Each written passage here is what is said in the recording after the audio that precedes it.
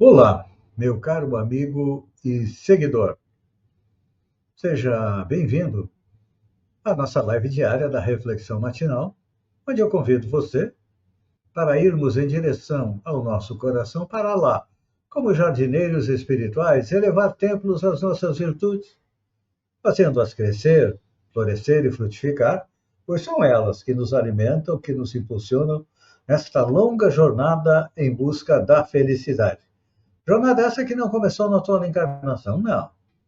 Todos nós já tivemos centenas, milhares de encarnações sobre o planeta, nos 5 continentes, inclusive nos lendários Atlântida e Lemúria. Já encarnamos também em todas as raças. Já fomos brancos, negros, amarelos, peles vermelhas, mestiços. Encarnamos como homem ou como mulher, dependendo da nossa necessidade e da programação feita pelos técnicos da espiritualidade, conforme esclarece o Espiritismo, que diz mais. A felicidade que a gente sonha, que a gente busca, está próxima de nós. Só que para colocá-la dentro do coração, tem uma condição, que é arrancar dele a erva daninha dos vícios e defeitos. Então, neste domingo, dia 16 de agosto, vamos colocar mãos à obra?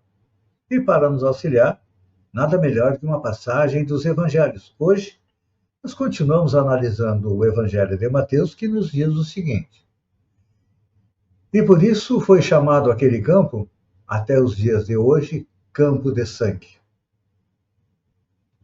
Vou repetir as palavras de Mateus. E por isso foi chamado aquele campo, até os dias de hoje, campo de sangue. A que se refere essa passagem?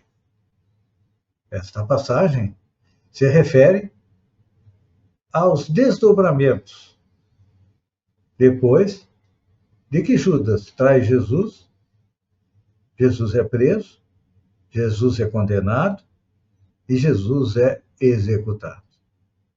E o que acontece com Judas?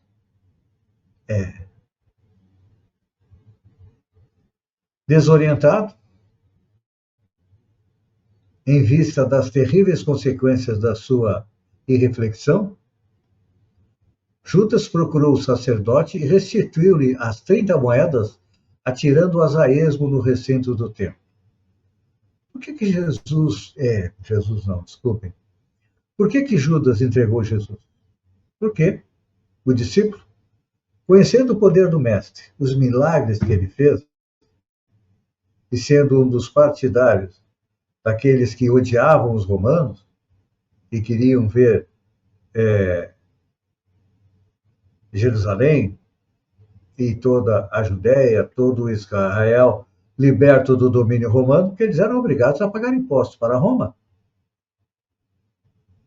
Tanto que se rebelaram e, algumas décadas depois, os judeus foram dispersos pelo mundo, porque se revoltaram várias vezes até que Roma perdeu a paciência e jogou eles pelo mundo então.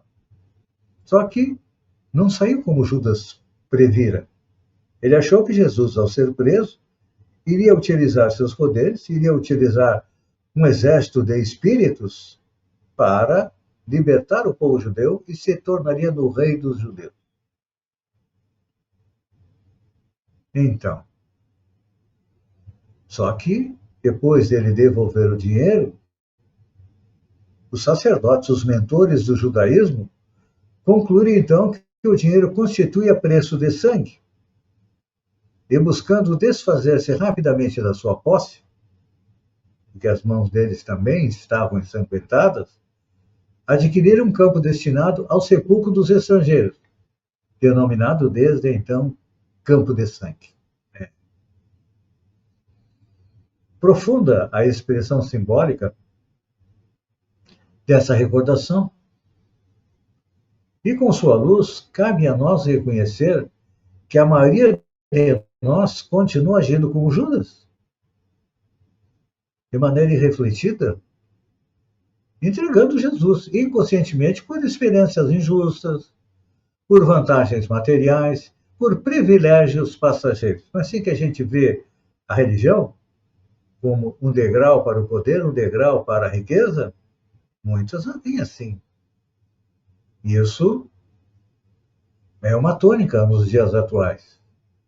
Muitas religiões são como os sacerdotes do judaísmo e até se dizem cristãos, mas acabam cultuando o Antigo Testamento, que não tem nada a ver com os ensinos de Jesus.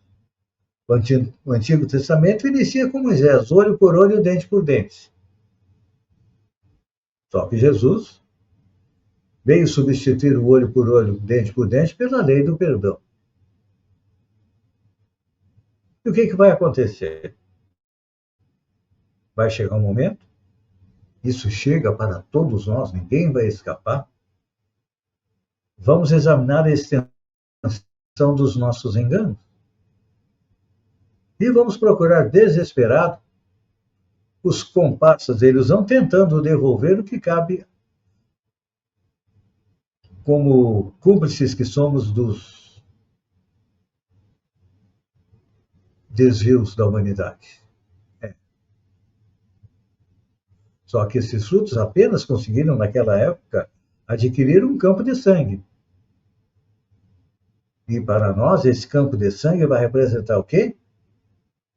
Vai representar expiações dolorosas, sofrimentos amargos, porque ainda estamos traindo Jesus. Traindo no sentido de não colocar em prática os seus ensinamentos. Nós os conhecemos, nós pregamos eles, nós pedimos. Nós espíritas falamos muito em reforma íntima. Somos muito bons em pregar a reforma íntima para os outros. Mas quando chega na nossa hora de fazer a reforma íntima,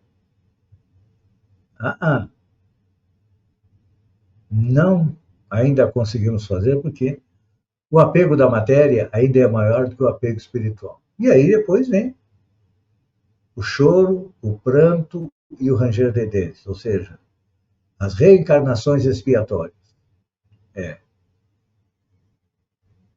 Ontem eu falava que fazer o bem nos faz bem e fazer o mal nos faz mal. Hoje eu torno a repetir. Não temos outra alternativa. Tanto que Kardec sintetiza o Espiritismo em fora da caridade não há salvação. Você vai dizer, mas eu dou uma cesta básica todo mês. Ótimo. Já está abrindo o bolso? Mas eu pergunto, você já está abrindo seu coração? Deixando o amor que tem dentro dele transbordar e auxiliar aqueles que precisam? Na família, na escola, no escritório, na comunidade, na rua. Você faz toda noite uma oração pelos sofredores? Não faz? Está na hora de pensar em fazer, porque a oração atrai para nós a companhia dos bons espíritos. E é melhor estar bem acompanhado do que mal acompanhado, não é? E eu encerro dizendo, dize-me o que pensas e o que horas eu te direi quem são as tuas companhias espirituais. Pense nisso, um bom domingo e até amanhã, amanhecer, com mais uma reflexão matinal. Um beijo no coração e até lá, então.